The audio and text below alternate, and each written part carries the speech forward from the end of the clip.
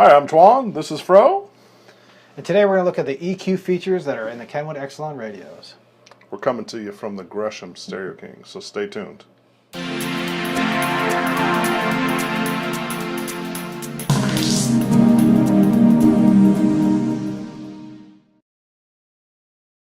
Alright, so let's check out all the awesome audio features that Kenwood provides in these decks. Start with sound effects. Space Enhancer happens to be off at this point because it doesn't work on HD radio, works on most all other sources. What this does is make your car seem larger, or the venue, than it actually is. More spacious, kind of like Hall, if you will. Supreme is boosted to take compressed music and make it sound more realistic. Realizer essentially does the same thing. It just gives you ability to take in the stages, see what you like best. Stage EQ brings the level from here to here in your vehicle, so you can hear a noticeable difference, like the music's been elevated. Drive EQ adds bass to kill road noise.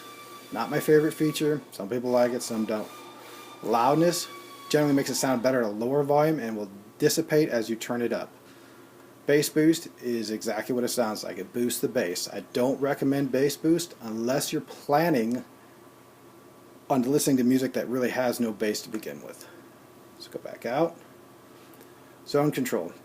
Zone control is pretty straightforward. We're on single zone. Everything's going to be playing that one sound. Let's turn it on dual zone.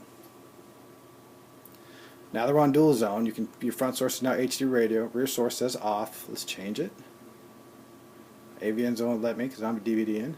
So now they've been playing the AVN source. This is the rear volume. You can control the volume. So if your kids are in the back listening to a movie and you want to listen to something different, they don't have their headphones, turn the volume up, turn the volume down, whatever you want to do. I will say that if you have a subwoofer, the subwoofer will not play when you are in dual zone because it doesn't know which zone to play. Back out. Volume offset. Volume offset's pretty straightforward. These are all your sources. You pick which one you want to listen to. If one of them is louder or quieter than another one, you can turn it up or down. So say you're listening to the USB and it's quieter than the disc or the radio, you can change that. Fader and balance is exactly what it is.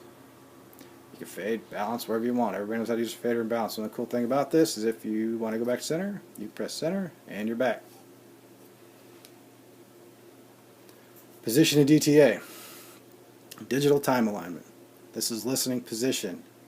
Front focus. If you want to focus on the front, you can do that. Let's go back. So you got front, all, front or front left, all, front right, or front all. So if you happen to be in Europe, that's probably where you want to put it. If you're not in Europe, probably do that here. Those are presets. This is like if you had two people in the car. This is if you had everybody in the car. If you want to go in and adjust it yourself, which is what I recommend, you can physically adjust each location separately. So if you know your left front speaker happens to be 3.8 feet away from you, fantastic. Obviously this would not be that. That would be much further, and you would adjust it accordingly. Same with subwoofers. You can also turn the level up and down. That's what the level one was. Let's go back to EQ. So on the EQ you have presets. You can pick pop, rock, whatever you want, flat, and you also have users you can save, up to 4 of them, which honestly is a great idea.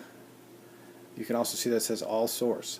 You see that's a great idea if you're going to do them all, but if you have satellite radio or something like that, it generally sounds better, and you can do every source differently from the other, which is actually fantastic. We love it.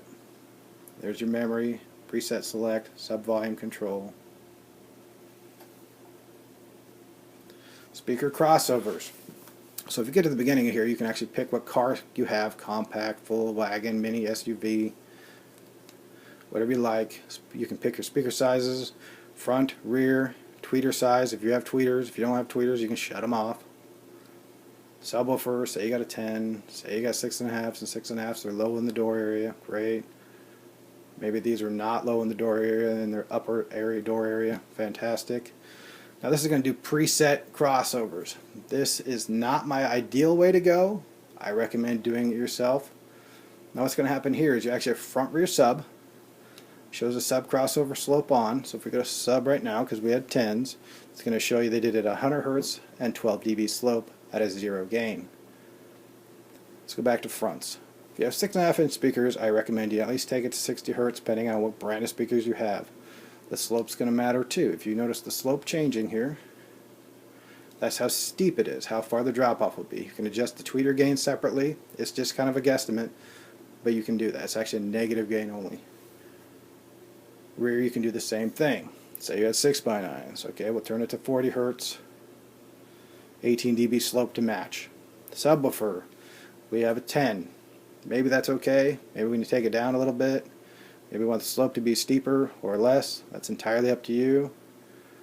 And this is a negative gain as well. Phase inversion means you turn it 180 out of phase. This is very important.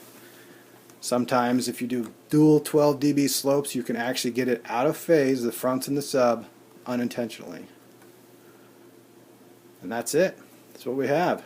These things are awesome. Ton of adjustability. Come check them out.